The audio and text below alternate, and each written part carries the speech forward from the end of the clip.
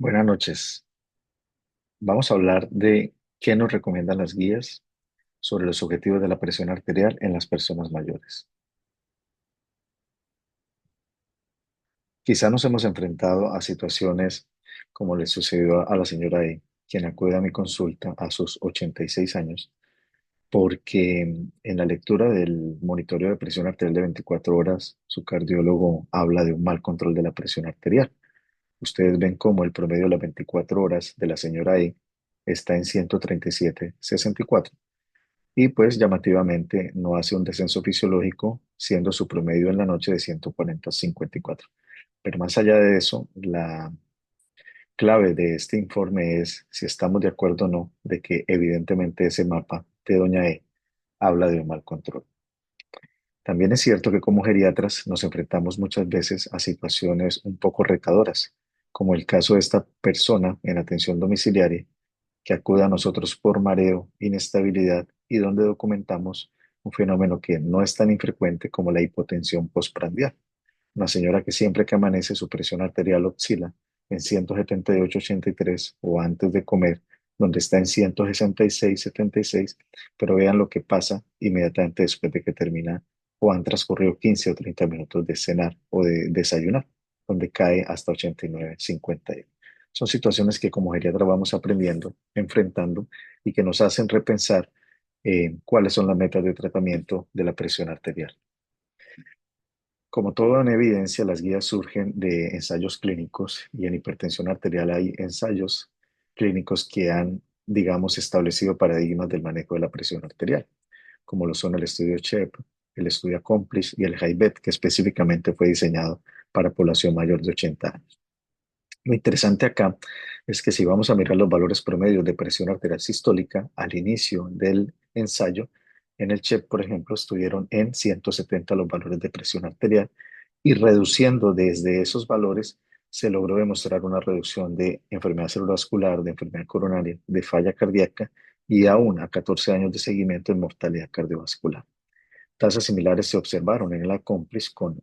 resultados evidentemente positivos y en el HIBET, que incluyó el uso de IECA e indapamida, pues también se lograron reducciones en la tasa de falla cardíaca y ACV. En esta figura de las clínicas geriátricas de medicina, pues nos muestran cómo ha venido cambiando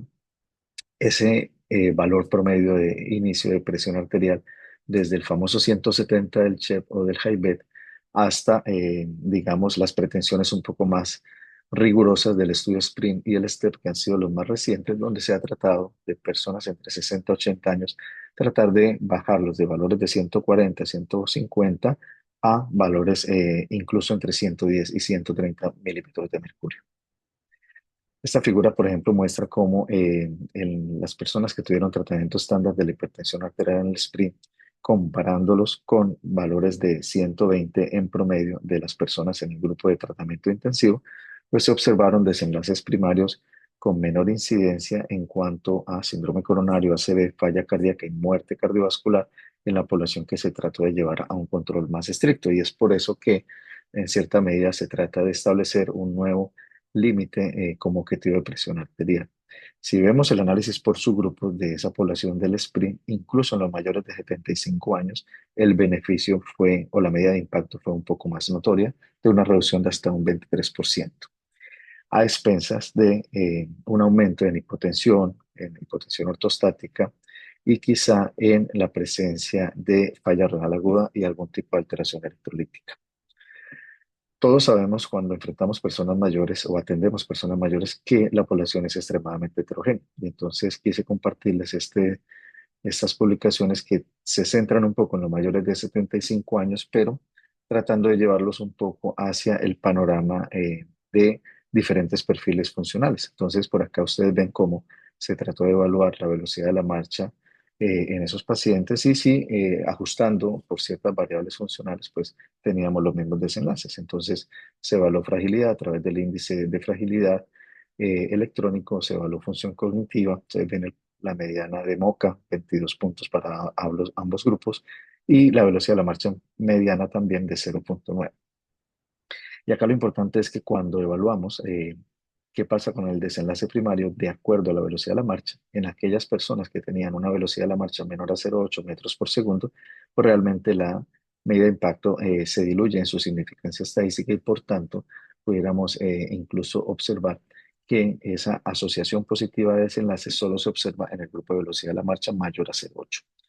Y volvemos a estas publicaciones un poco más antes, donde también se hablaba de precisamente eso. Si realmente la asociación de hipertensión arterial con mortalidad en ancianos, pues tenía algunos matices, y en este caso los matices los pudieran dar, por ejemplo, la fragilidad o lo que se entendía en ese momento como fragilidad. En esta publicación, por ejemplo, se observó cómo las personas que no podían completar una prueba de velocidad de la marcha o que tenían una incapacidad para caminar, pues realmente incluso tenían menor riesgo con valores más elevados de presión arterial sistólica. Entonces, si vamos a considerar los desenlaces y los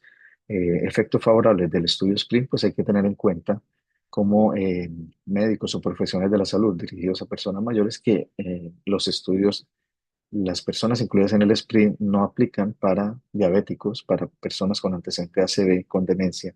que están institucionalizados en un hogar geriátrico, que presenten hipotensión ortostática